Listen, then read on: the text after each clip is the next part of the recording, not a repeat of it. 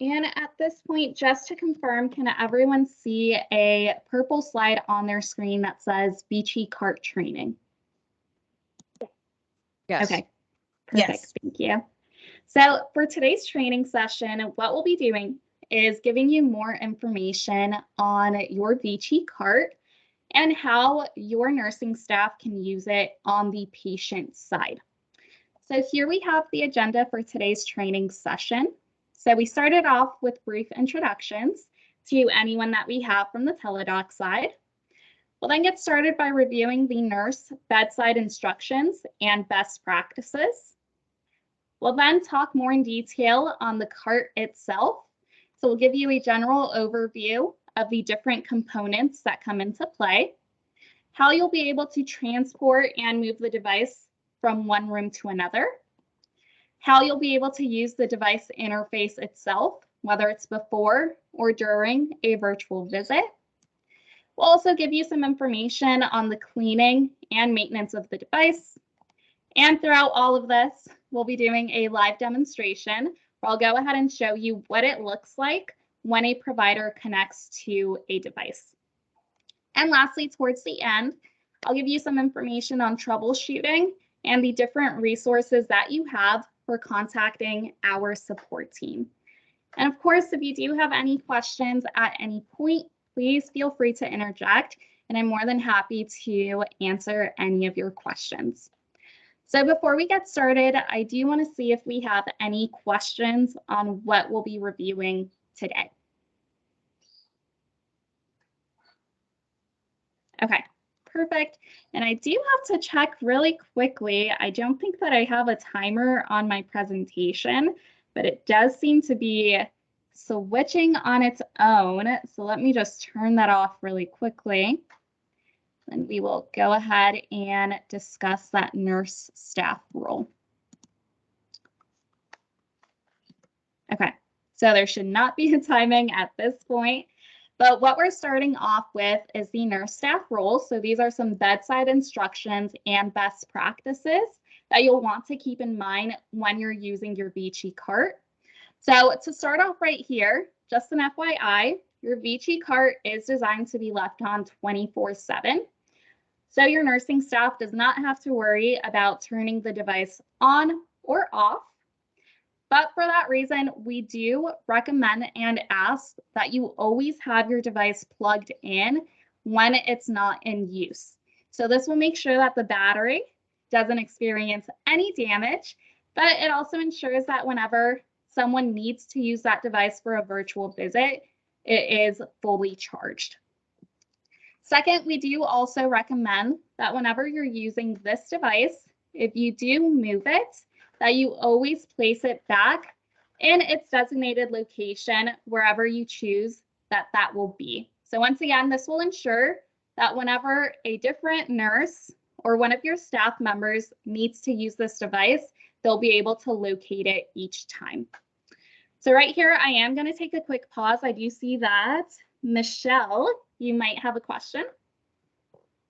Yes, just a question for the slides. Not all the hospitals, and I'd say the majority of the hospitals, the nurse is usually not responsible for this piece. Okay. It's usually either the tech or somebody else that they have that brings the cart to a specific area and ensures the power is the device is plugged in. Okay, perfect. Thank you for pointing that out. I just, I don't want to put this in front of all the nurses because if we put it in front of the nursing staff, they would just make sure that there's an understanding that it really is not usually the nurse that's responsible for that particular role. Okay, perfect. Good to know. So with here, a few other items that I do like to point out is that whenever you're ready to use any of your Beachy carts for a virtual visit, once you do get notified that it will be needed, the next step is that you'll bring it over to the patient's room. And we do typically recommend that you place it around 4 to 5 feet from the patient's face. And you'll be able to adjust that as needed, but this is typically the foot of the patient's bed. With this, once a provider does connect to your device, we do also recommend that you ensure that the audio and video are adjusted appropriately. So on the provider side, they'll have the ability to make adjustments to the position and zoom in on the patient view. But on your side, you will have the ability to adjust the volume if needed.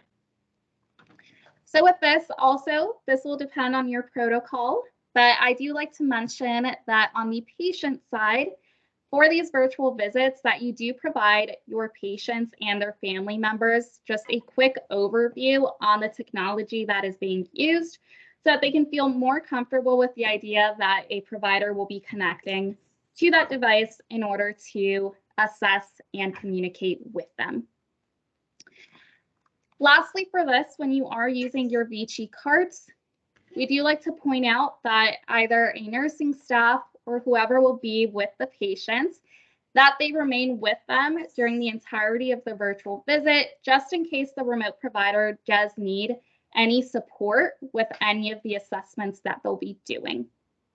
And I don't believe that you'll be using peripheral devices, but in the event that you were, that's also something that the nurse or a staff on the patient side would be able to help the remote provider with. So right here, I do want to take a quick pause to see if we have any questions on this general information on bedside instructions. Hi, this is Michelle again. I just have a question on the card itself. When the provider comes on, is there a name at the bottom at all or not? Yes. So towards the end, I'll show you what it looks like during an active session. So you'll be able to see that in the top left-hand corner, I believe, that's where you'll be able to see the name of the provider that is connected to that device. But good question. And my other question, sorry, my other No question is, what about if we need a translator?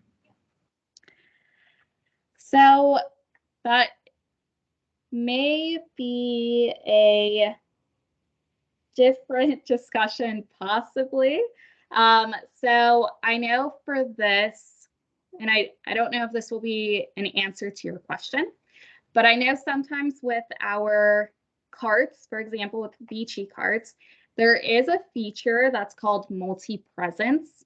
So that would allow you to have multiple users connect to the same device. So with this, your providers have what we call access to our provider access software application. That's what they're using to connect to your devices.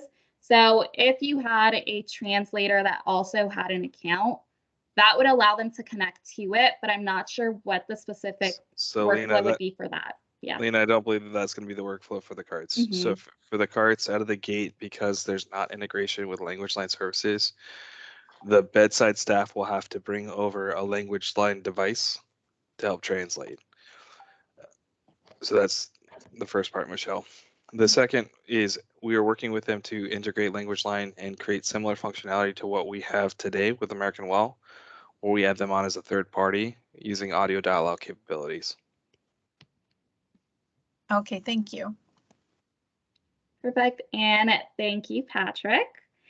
So if we don't have any questions on this section here, we are going to go ahead and move on to the next portion, where we're going to give you some more information on the different components that make up this device.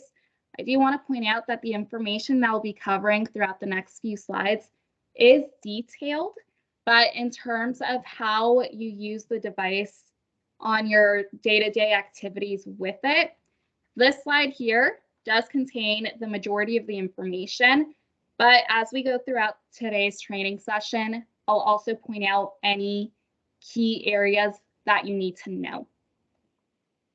Now, what we have here is an image of the device. This is your Vici cart. So I'm going to start off by giving you information on each different component, and then throughout the next few slides, we'll look at it a bit more in detail. So starting in the top section here, you'll have a pan, tilt, zoom camera. So this camera right here will be controlled by your providers.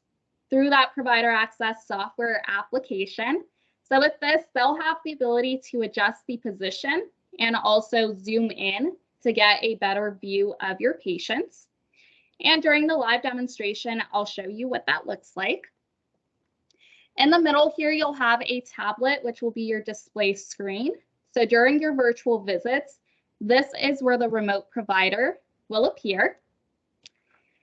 Right on the bottom of that, you'll have this echo canceling speaker/microphone, and this is what you'll use to adjust the volume as needed.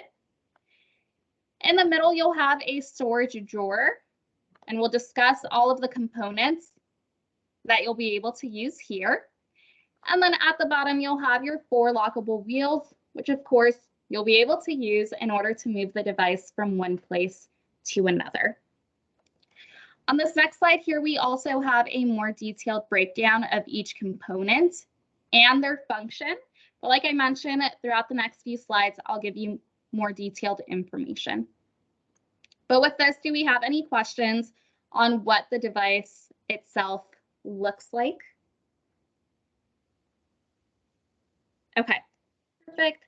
So we'll go ahead and get started from the top, work our way towards the bottom.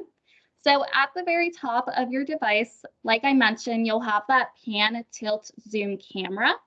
So this will be controlled by your providers through that application.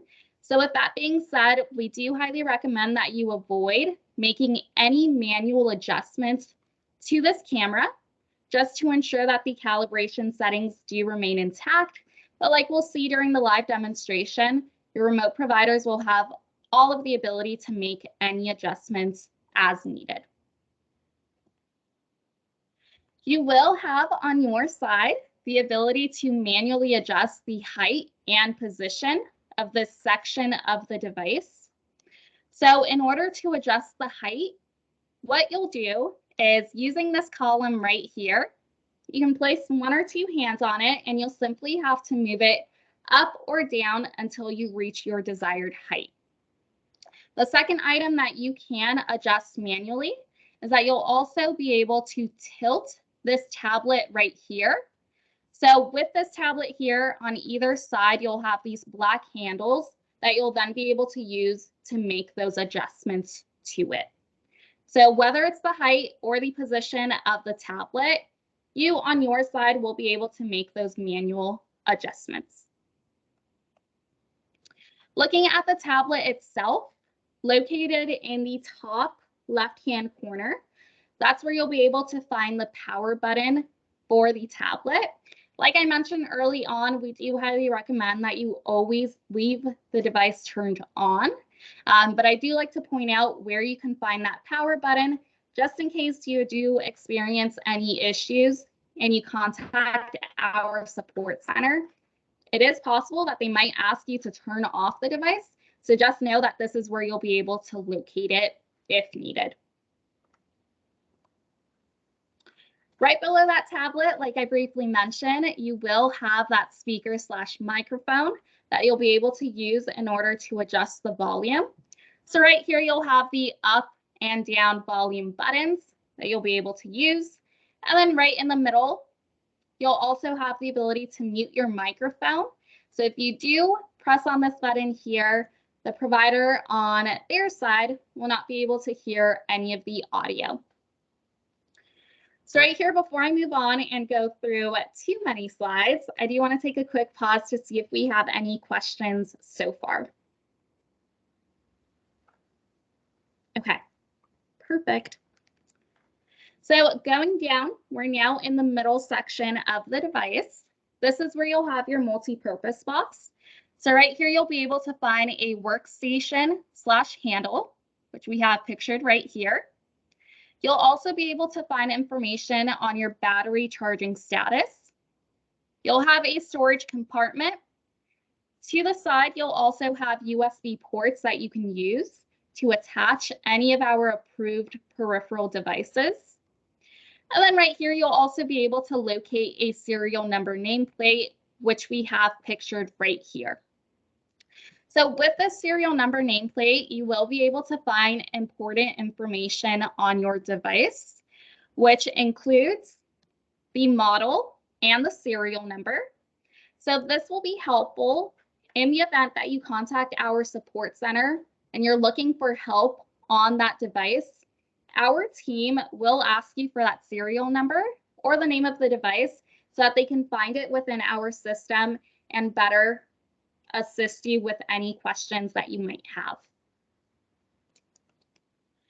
So the first section that we talked about is that workstation/handle. So that handle is what you'll be using in order to transport or move the device from one place to another. But when moving the device, there are a few things that you'll want to keep in mind. So first, if you did adjust the height, it is important that you go ahead and bring it back down to its lowest position. If you do have any auxiliary devices or peripherals attached, you'll want to go ahead and unplug them and place them in your storage compartment. And then third, you'll want to unplug the device and you'll have the ability to hang it within this hook right here. So once you complete all of those steps, you'll then be able to use that handlebar, move the device from one place to another. And once you do so, you'll also have the ability to re-plug in that device if you do have a port available. Like I mentioned, in this section here, you'll also be able to find the battery charging status. So it'll be located right on top of that workstation. So here we have an image of what it looks like. So it works very similar to a gas fuel meter. So if the light is turned on in the middle, that means that you have 50% battery life. Anything to the right is more than 50, and anything to the left, of course, would be less than. So on a full charge, your device does have a battery life of 4 to 5 hours. But even though it has a 5-hour battery life, it is important that you always have it plugged in when it's not in use, so that you don't have the event where your battery is fully drained, and that could possibly cause damage to the battery itself. So with this, if the battery does reach a certain threshold, the device will talk to you and it will say, please plug me in. And once you do so, it will say thank you, and that will just be an indicator to you that the device is being charged. I also do want to point out that on the Teledoc side, we do monitor your devices. So if we notice that the battery has reached that threshold or below and no one has plugged it in, it is possible that we'll give you a quick courtesy call just to remind you that that device does need to be plugged in. Right here where you have your storage compartment to the side, that's where you'll be able to find those USB ports where you'll be able to attach any approved peripheral devices such as a stethoscope. But within here, you'll also have your storage compartment where you can store a quick reference guide or any of those peripherals if you're using them. I do want to point out that within this storage box here, we don't recommend that you store any liquids, just to prevent any water damage to your device. So with this, do we have any questions on that middle section of the device, which is the multi-purpose box? I actually just have one question. Being a nurse myself, we work with WOWs, and often they do shut off. When you reboot them and restart them again, do they go to the previous event, excuse me, or do you have to restart a new tile and get back to the main page? Yes. So with these, if you were to be in a virtual visit, let's say, and the battery dies, it's completely drained out, you would have to go through that process again of clicking on the tile so that the provider can reconnect to it if you were to be following that process. So say it is dead and you go over and you plug it in. Does it take a few minutes for it to accept the charge and go on, or it automatically just can restart as it ggets plugged in? So I wouldn't say it necessarily takes a few minutes. It may take a few seconds up to 1 minute. But in a few minutes, I will show you something that you may have to do once you do plug in the device if it was fully drained out. But we'll discuss that in maybe 5 minutes or so. Okay, thank you. Perfect. So next we'll be moving on to the base of the device. So like I mentioned, this is where you'll be able to find your power plug with clip, and you'll also have your 4 lockable wheels.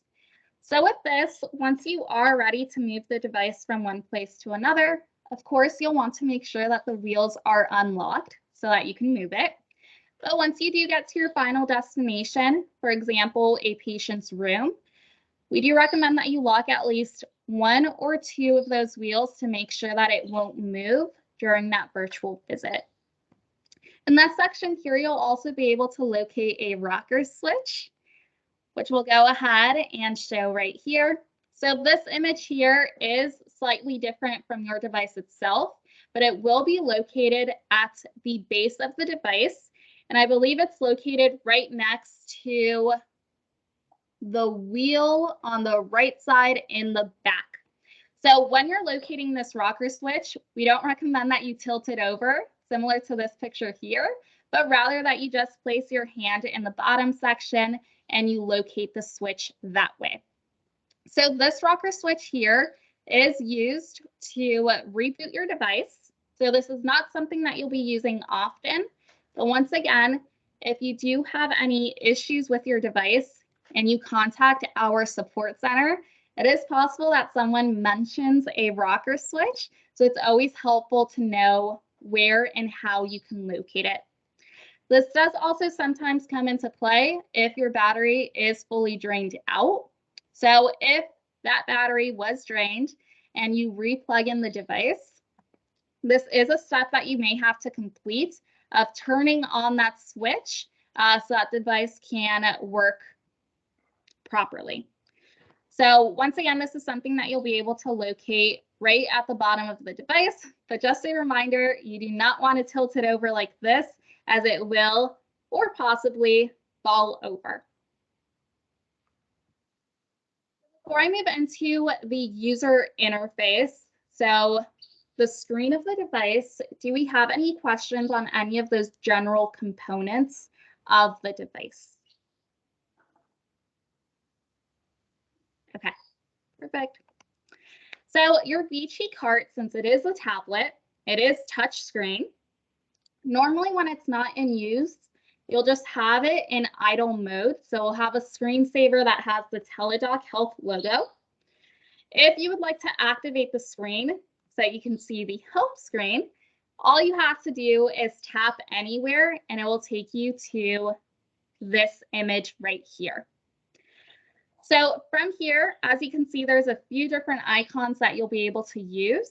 But one of the main areas that I do want to point out right now is that in the bottom left-hand corner, you'll be able to find this 877 phone number that you can use to contact our support center.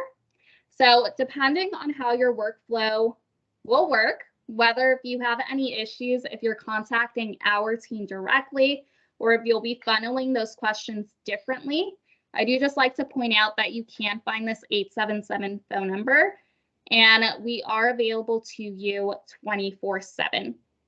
So for this, I do want to take a pause to see if anyone on the Northwell side, if you have any information on how any questions or issues would be funneled, whether they would go directly to us or if they would go to your help desk, just to make sure that everyone on the call today is on the same page. Arlena, I had a quick question. I know you mentioned that, you know, when the power is low on the carts, that there'd be an alert, a sound notification, you know, kind of prompting someone to plug it in. Did you also say that a call would be placed out from the cart? Did I hear that correctly? So on our side, our assistance center, we have the system that's called FMS, where they use to monitor any devices. So devices have a status associated to them. So if a battery is fully drained out and no one has connected to it, that does show up on our side. So for that, whoever we have as our contact for these devices, our team can call them and let them know, hey, your device is offline. Got it. The battery is out. It's important that you connect it. Yeah. Got it. Got it. Thank you for the clarification. Of course. And with this question here that I asked about funneling any issues that you may have, you don't need to have that answer right now, but just something to keep in mind, since I know some organizations do that differently. So I did just want to point out, either way, you can find this 877 phone number right here. But looking at that home screen a bit more in detail, I do want to point out that you'll have a top toolbar as well as a bottom toolbar. So within this top toolbar here, some of the information that you'll be able to find is, for example, the device status, device name, or the battery percentage. This bottom toolbar right here, of course, in that bottom left-hand corner, is where you'll be able to find that 877 phone number. But in the bottom right-hand corner, you'll have 3 different icons that you'll be able to use that will provide you different information. So the first icon that we'll be going over is this information one. So if you tap on that, it will provide you information on your device status, which includes the serial number, the battery charge, the connectivity status, and a few network details. I do like to point out that the information that we have listed here, you don't need to know off the top of your head.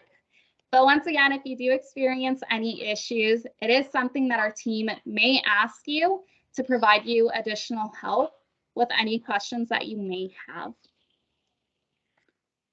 The icon that we have is this gear icon. So this will take you to your device settings, where you'll have the option to update your Wi-Fi, date/time. You may also have a few options for a session start sound. So with these devices, whenever a provider connects to it, before they appear on the screen of the device, you'll hear a Star Trekky sound, just notifying you, hey, someone's connecting to this device. But within here, you'll have a few additional sound options that you can use. From this gear icon, you'll also have a cleaning mode option, which we have pictured here. So it has a hand in the middle of it. But with this, whenever you're cleaning the device or the screen, you can click on this icon here. And what it does is it puts the device in a cleaning mode and disables that touch screen functionality, so that you'll have the ability to clean it without having to worry that you'll click on something else by accident.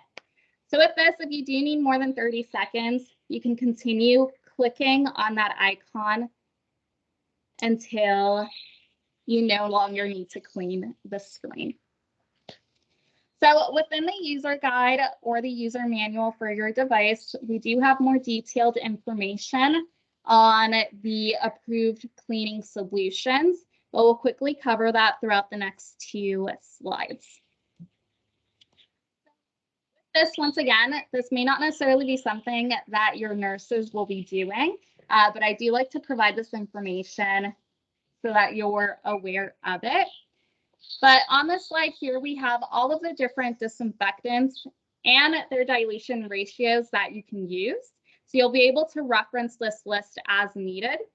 There are a few Sani wipes that you can use that you may have within your nursing stations that you'll also be able to use in order to clean the device.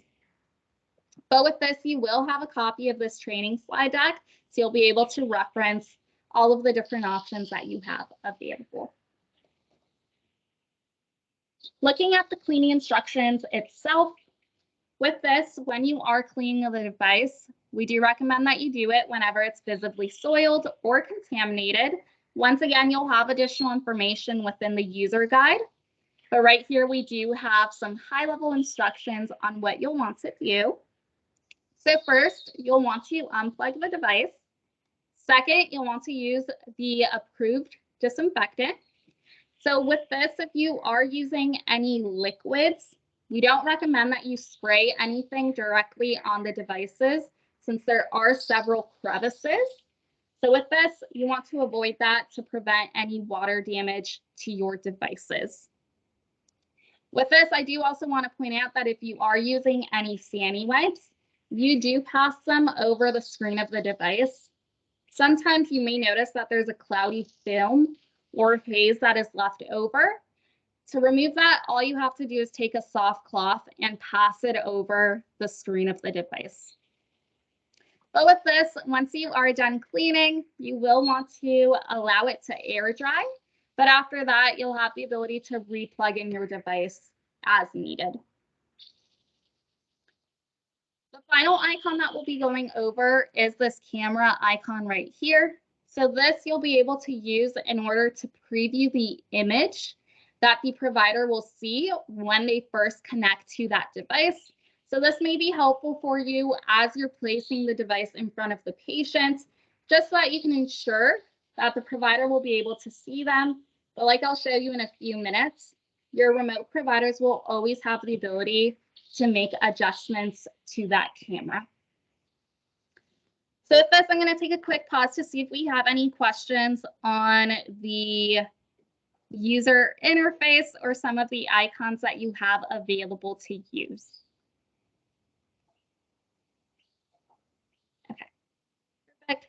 So next, what we'll be going over before we do that live demonstration is give you some information on what the screen of the device will look like during an active session. So here we do have an example of what it will look like.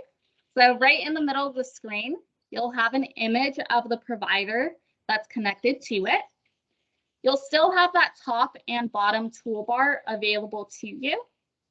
So this top toolbar will still give you that information as far as the battery status, date/time. But in this top left-hand corner, that's where you'll now be able to see the name of the provider that is currently connected to that device. And this bottom here, there is a few icons that I do want to go over with you. So one of the ones that you'll be using is you do have the ability to turn off your camera. Even though there is a microphone icon here, if you do need to make any adjustments to the volume or mute the microphone, you'll be using that speaker that's located right at the bottom of the tablet. But from here, you will have an icon that's called PIP, which means picture in picture. So on the screen of your devices during an active session, you'll have an image of the provider, and you'll also have a smaller screen right here, which will show you what exactly that provider is seeing on their side. So if during one of your virtual visits, you notice that your patient is distracted or disturbed by seeing their own image, you will have the ability to click on that PIP icon, and that will determine whether the smaller screen here will be visible on the screen. So what I want to do now is show you an example of what it looks like when a provider connects to a device. The process that I'll be showing you right now is very simple, and it's not the workflow that you'll be following. But I do quickly just want to show you some of the features that they have available. So right now what I'm doing is logging into that provider access software application that I mentioned that the providers would be using to connect to these devices. So we'll go ahead and log in. Right here, this is not necessarily information that you need to know, but this will show me all of the devices that I have access to. One of which is our demo devices in our Santa Barbara office, where we have a Vici cart that we can connect to for practice. So right now I'm going to go ahead and connect to that device, and I'll quickly show you what it looks like from the provider side.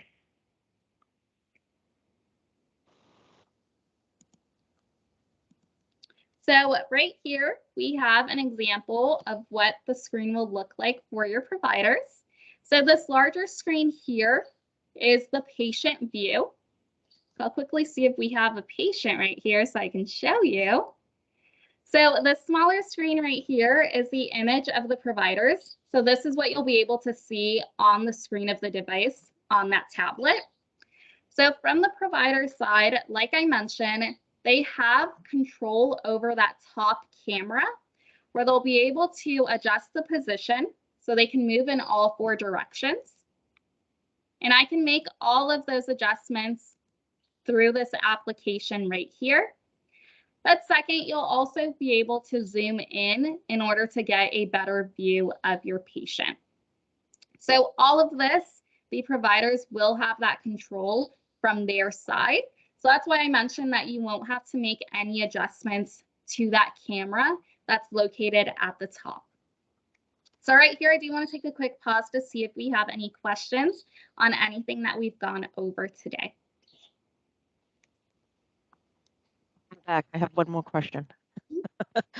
When you get onto the screen and the physician begins to talk to the patient, do you have to unmute or hit any buttons to activate it? No, so on these ones that we have here, typically, at least when I connect to them, I think we did add a feature where it auto mutes, or I just naturally go ahead and mute my microphone here, just because these devices, oftentimes other people connect to different devices in that room or people are in there. So if I don't mute myself, everyone in that room would be able to hear whatever conversation that I'm having. This is a step that you'll have to do each time. Thank you. So if we don't have any questions in terms of this or what it would look like, I'm going to go ahead and disconnect from this device. And I do just quickly want to point out some other features that we have available. So I'll go ahead and reshare my screen. We'll go ahead and disconnect from the device. And let me just get this slide so that we can all review it. So the final item that we'll be discussing for today's training session is, once again, any of those resources that you have if you do have any questions. So first, if you do experience a power or internet failure, we do recommend that you follow your standard protocol for your consults. So whatever you have planned out for that. But if you do have any other questions or issues, I do just want to point out that you can always contact our support center. So you'll always have that 877 phone number, which you can find on the screen of the device. Or you can also email tech@tele.health.com, and they are available to you 24/7. With that, that is the final portion that I wanted to discuss in terms of how you'll be able to use your Vici cart. But I do want to go ahead and enter the Q&A portion to see if we have any questions or anything that we would like to see one more time or a bit more in detail.